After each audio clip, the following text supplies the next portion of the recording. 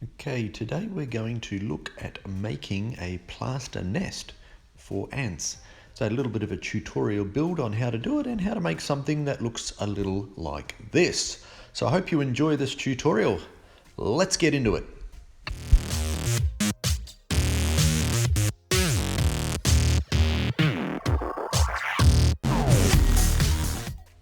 There are a few things that you're going to need to build this nest, and this is outlined just here in front of you.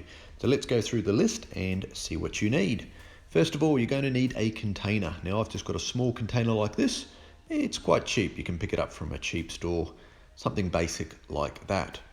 The next thing that you'll need is just a piece of card of some sort. I'm using this little piece of plastic cut out to the size that I want the top inspection piece to be. You're going to need some blue tack, a big clump of blue tack, and you're going to need some acrylic sheeting like this. And you can pick that up. I got this off eBay, fairly cheap, about $5 or $6 for an A4 size. And then you're going to need some plaster of Paris. And again, I picked this up from Bunnings, nice and cheap. The other things that you will need is a bowl for mixing the plaster in and some water. I've got a bottled water here, but you can use tap water. It doesn't matter so much.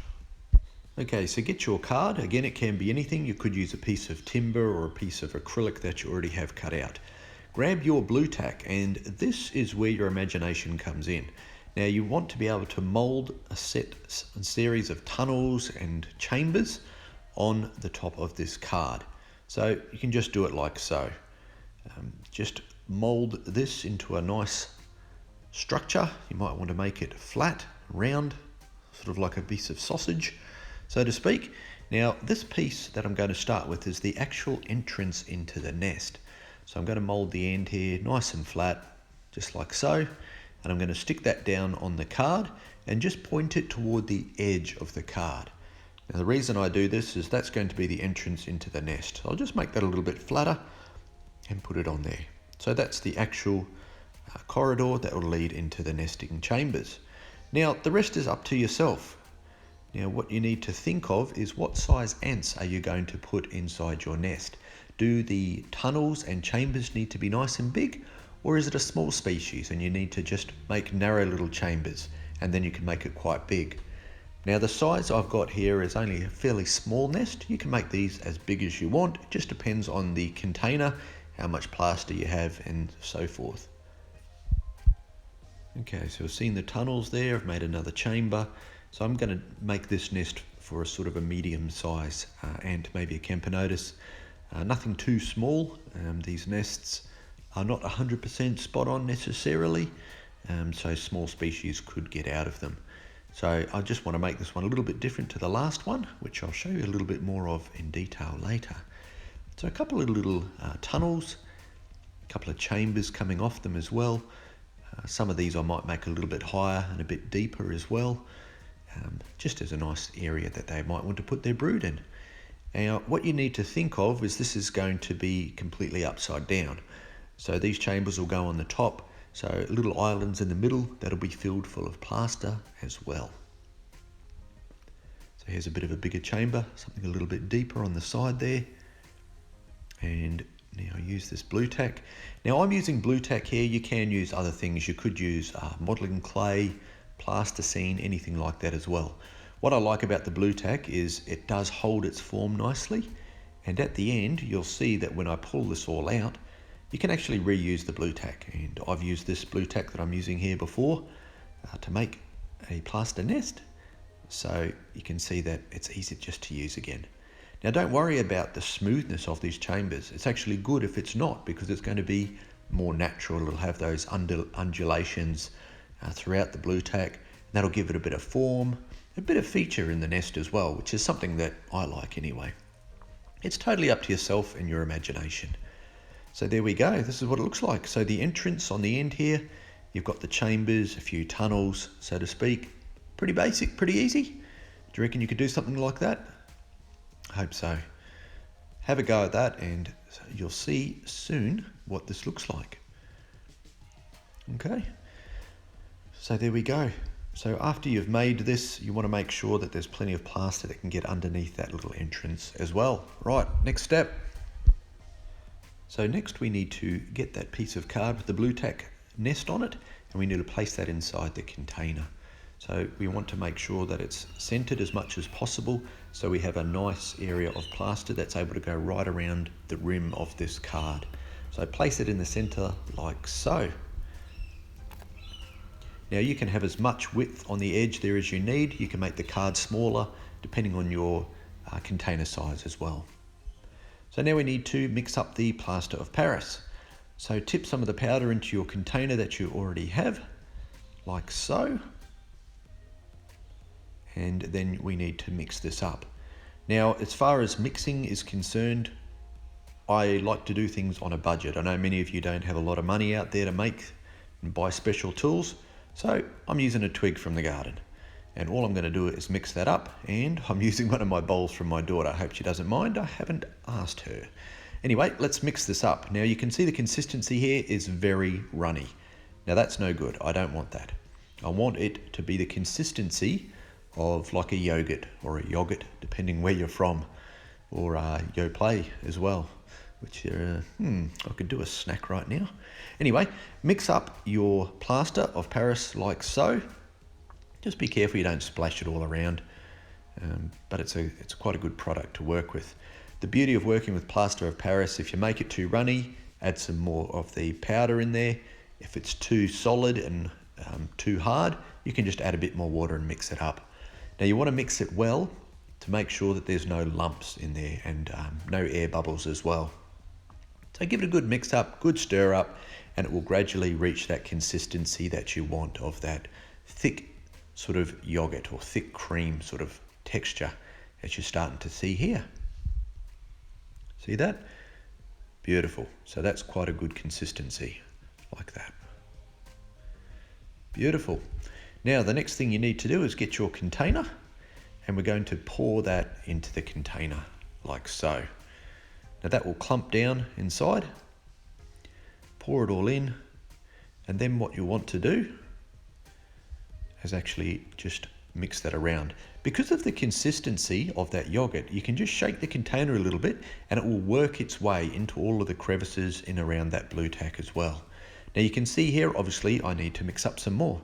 So I'm just going to use the twig here just to press down. You want to press down it all around, and that will make sure that there's no air pockets inside there. Mix up some more. You want to do this fairly soon after you've done the first batch, because you don't want the first batch drying. We want this to adhere to it nicely. So mix up another batch, and we'll put that on the top. And with this one, I've made the entrance fairly high, so I might press that down a little, but I'll probably have to make up another batch as well. Maybe I should have gone for a slightly bigger container. Anyway, just shake that around again. Just move it like so, and it will find its natural level as well, which is really cool, because at the end, this is going to be the base of the ant nest, because we're building it upside down. So shake it around like so. Okay, once we have it all in there and we've made enough of the plaster and give it a nice thick base at the bottom, we can let that level out. And the next stage we need to do is to let this dry. Now, I've left this overnight. You want to give it a good time to dry solid, like you can see here. What we need to do now is actually get this plaster brick out of the container. So because it's nice and dry here, we can just press the sides, and that just makes the plastic separate away from the plaster. You can just give it a little bit of a tap on the table like so. Just be careful, we don't want to be breaking it, so we don't want to be hitting it too hard. Give it a bit of a squeeze on the sides again, and gradually it will just start to pull away from the sides there. And give it a little bit of a press down like so. Give it a bit of a shake like this, a bit more of a tap, and plonk, out it comes. Excellent. So you can see here, it's actually nice and smooth on the sides because it's taken the form of the container. We can see the card there at the top as well. So now we need to remove that card. So as you can see here, there's that faint line of where the card actually is underneath there. And what I'm going to do is just use a knife. So kids, using a knife, be very careful. You don't need to use a knife for this. You can just use something like a screwdriver, but be very careful and make sure you're not actually cutting towards yourself. We don't want anyone out there getting hurt, okay? So be very careful when you do this. All the way around like this. And we're just breaking away the plaster that has run underneath the card. Now, depending on what you use, you may not have much plaster running underneath this card. Now, a little bit more has appeared than usual on this one, and that tells me that this card's actually lifted a little bit in the plastic container when I was pouring it in. But that's okay, because we can just break it away like this. Just be nice and gentle and careful. Obviously around the sides it's going to be thicker because it's actually part of the main plaster nest. But you just want to be careful around the edges as much as possible. Now, something else I've noticed here is the card has moved a little bit. Always the way when you want to go and do a demonstration and start videoing one of these, it doesn't work out 100% perfect. But that's the thing, it doesn't have to be, and we'll just see what this one turns out like. If you've seen a few of the photos of the other one that I made, other plaster nest, you'll see that that one is nice and centered.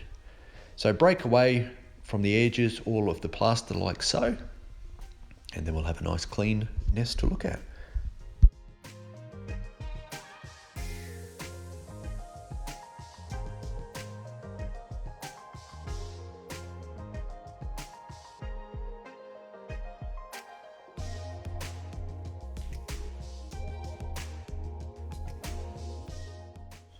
Okay, so once I've broken away all of the corners and made it nice, like this, I'm just going to get my knife and just very gently put it underneath the plastic that I've put down on the bottom here, and just prise it up a little bit, like so. As you can see on one side it's fairly narrow, but as we just pry it away like this, it will start to come away. Some of the plaster's probably run down into the edges there. I think next time I'll be using more of a solid card when I make one of these. But that's okay, we will persist with this one. So as you've got the card here, you can just start to pull it away like so. Again, it's so important to make sure this is nice and dry before you try and do this. We just pull it away like so. Be delicate, take your time.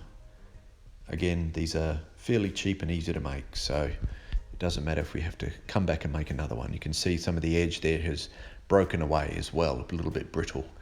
Now this is still quite wet and soft, even though it is 24 hours later, so just be careful.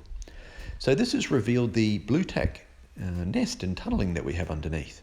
So I'm just going to use a little tool like this just to pull it out, just to pry it up a little bit to begin with, before we start pulling it out. And I'll just use my fingers now that I've got it up a little bit. And there we go. So the first little bit pops out, and we can see the chamber underneath there.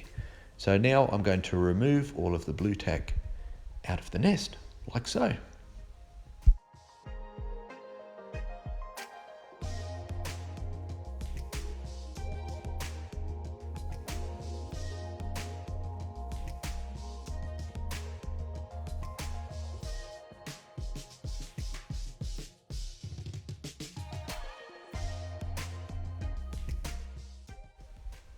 And here we have the final product. So you can see all of the nice chambers there. You can see how they're different heights. It's not just a beautiful uniform, which is what I like. It looks more natural to me.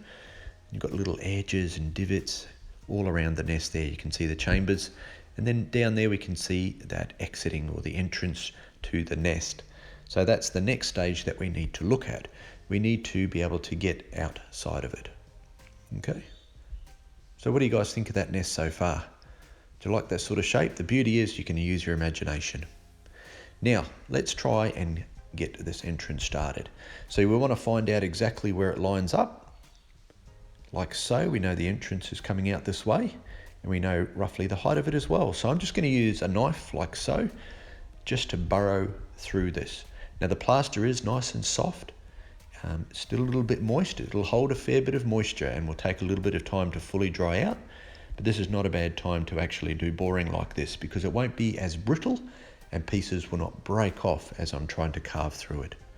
So I'm just going to start with the knife just to smooth out a nice channel entrance like so.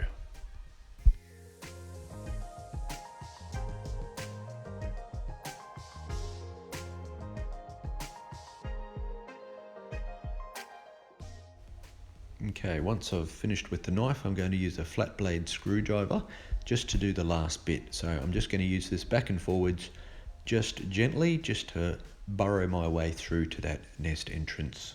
Okay, like so. So I'll just continue this, and there we go, all the way through. So nice and easy.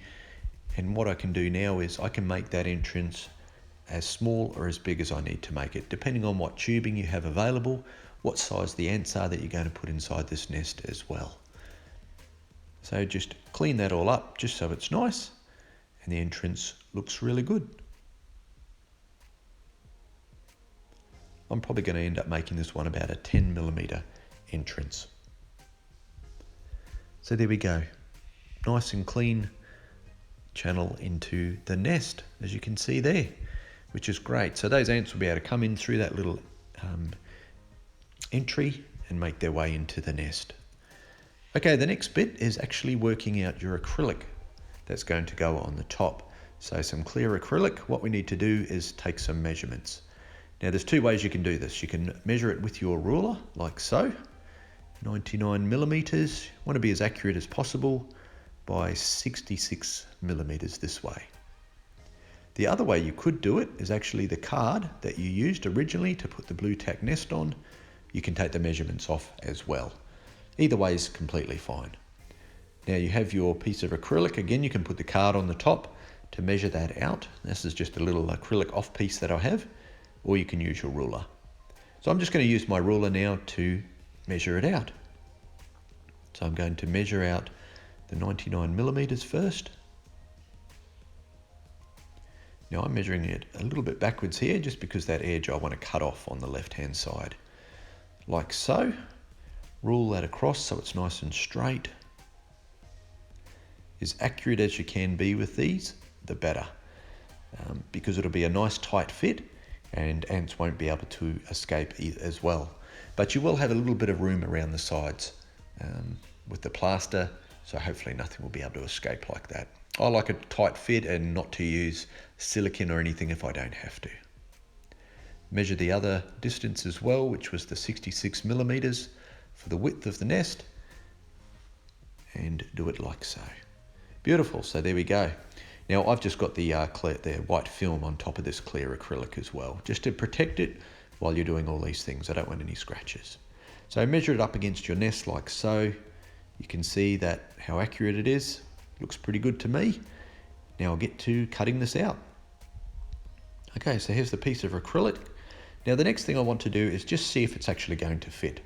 So I'm just measuring it on here. You can see that, yep, it's a nice snug fit on the sides there. And width-wise, looks like it needs a little bit of work there. That's fine, a little bit of the edges. Now the beauty is that I can just get my knife and I can take out the little edges where it's not quite fitting. Now that can either be down to how you cut the acrylic out, or in this case as well, some of these edges, the plaster's actually moved into where that card was. So I'm just going to clean out the little edges and the sides. Again, because this plaster nest is still a little bit moist, it's really good to work with. It's not brittle, so the edges are not going to break off and pop off. So take your time, be really nice and gentle with making your nest like so. I've got to be obviously really careful with one edge on this because it is really thin as opposed to the other side, which is quite thick. There we go. So there's the acrylic all set and ready. Now the next stage. The next stage is to actually get some little holes drilled into this acrylic, and this is going to be to hydrate the plaster nest. So I need some little holes drilled in that I can use a syringe to inject that water into the nest. So these are the couple of spots that I'm thinking of. So first of all, you need to line this up. So I'm thinking around about there. It's always good to place the acrylic next to it or on top of it like so. And then I'm going to use my ruler just to measure in how far into that plaster, which is about there. So it's about 15mm. I want to get into that. Now for you living in the US, I'm not quite sure what that is. It's just under half an inch, like so. Actually 15mm would probably be just over half an inch. 12.5 or 12.7mm I think is half an inch.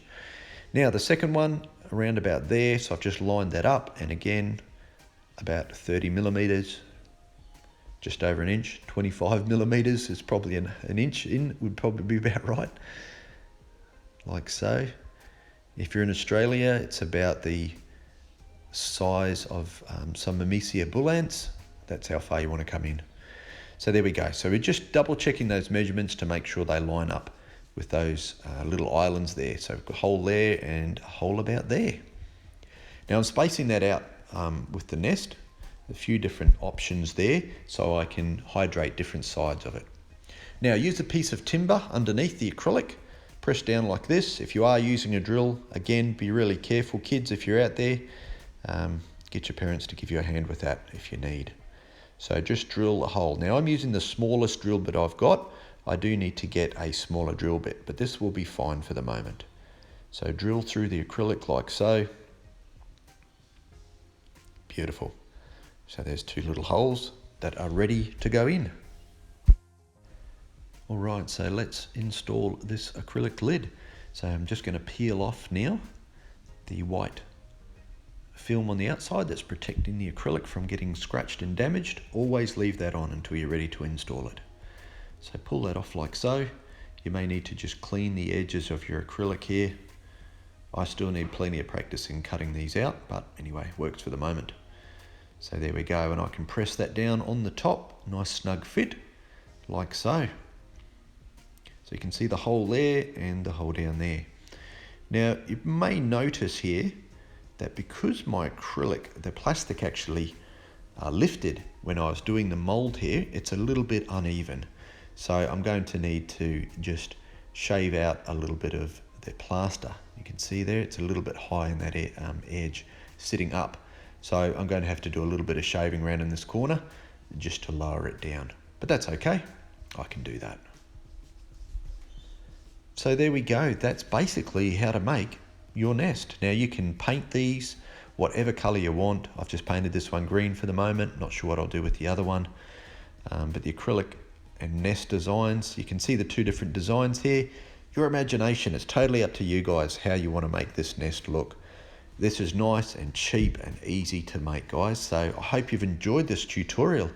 If you have, please give it a thumbs up, like and subscribe to the channel, guys. I really appreciate all of your support. And I hope you've enjoyed this tutorial. Many of you have been asking to see this, so here it is for you guys to enjoy.